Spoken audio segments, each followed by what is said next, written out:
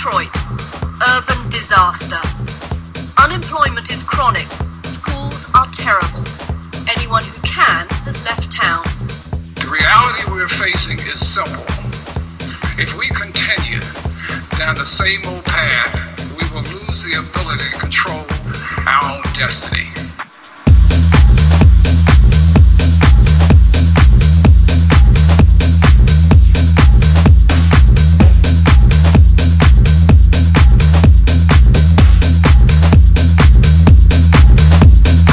On the first day of the first year of the Detroit Electronic Music Festival, you saw Hart Plaza Bowl filled with literally 1 million people.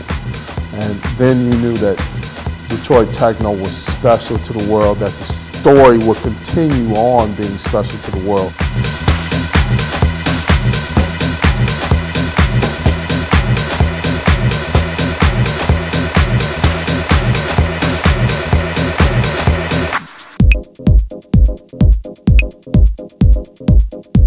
The festival's concept started with myself and Derrick May and Carl Craig. We had a conversation. The talk was, Hart Plaza, why don't we throw an event at Hart Plaza? How can we do it?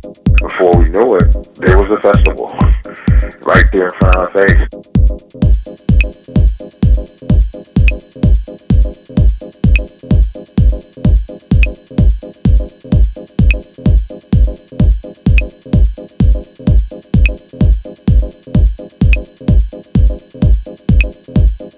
Hart Plaza is a city property. We're at the end of the oldest road in the country. We're surrounded by the infrastructure of downtown Detroit, and without the city of Detroit, this event does not exist. Paxahau was a project that was inspired by about 5 years of working together in the Detroit underground scene, producing events, concerts, and promotions, and ultimately led to online streaming and archiving to broadcast and shared music from Detroit with the rest of the world.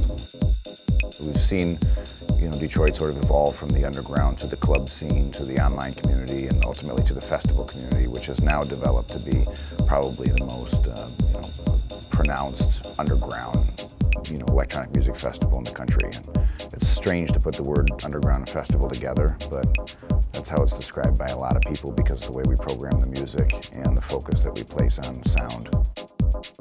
We used to be one of the only electronic music festivals in the country for a long time, and now there's dozens of them. And if you look at the way most of them are programmed, it's a deliberate, mainstream, commercial, managed event. Each year evolves, and as we see these other festivals getting bigger and bigger and so much focus on the cookie cutter sort of standard lineup routine, we've taken our responsibilities as promoters even more seriously to where we know that the promoters are really the only ones that can put a lesser known or a cutting edge artist in front of a group for the purpose of sharing or introducing that artist to the audience. We're in a unique kind of place here in Detroit because people from all over the world see Detroit as the birthplace of techno. Juan, Kevin, Derrick, Carl, and Rich, they laid the foundation and created the standard from the very, very beginning. It's a big part of the reason that so much great music is still coming out of Detroit, because as we move along generation to generation, you have to measure up to this incredible musical legacy in order to not just be noticed, but in order for anybody to care. There's a handful of DJs, producers that's been doing this over the years, and now we have several young cats that's doing it too. You got Seth Trockler, and the Vision Quest crew, you got Kyle Hall, you got even my sons and my nephew, young producers. There's a wave of them. My son, Kevin Saunderson, just started making music to this new generation of electronic dance music. Dantiez, he kind of comes from techno royalty, so he's got, his dad to help him understand the music. What we have to be careful of, whether we're veterans or whatever, is to not get lost in our own influences and thinking that we're always right, because the newer generation has always got something to teach the older generation as well as the older dude to the younger. The electronic music scene in Detroit is growing as a whole, but we don't know what's gonna break through yet. You gotta wait. You just gotta wait to see.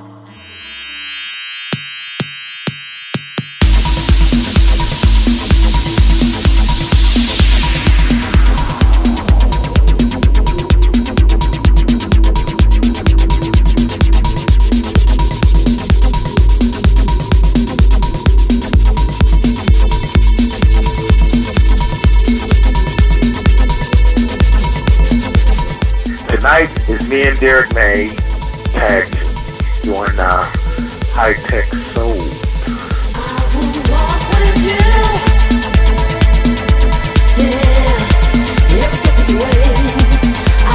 This is where we started this music, and to see it evolve the beginning to where it is now, it's you couldn't ask for more. It's a dream.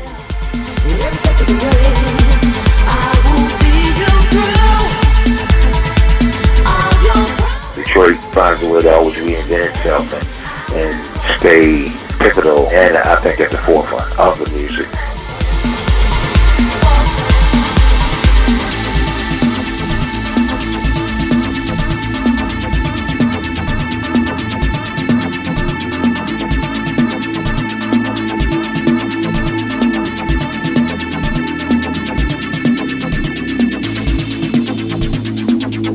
I had a dream one night that the angels were trying to wake God up because the people in Detroit were starving. So they said, God, what should we do about this? And God replied, give them drum machines.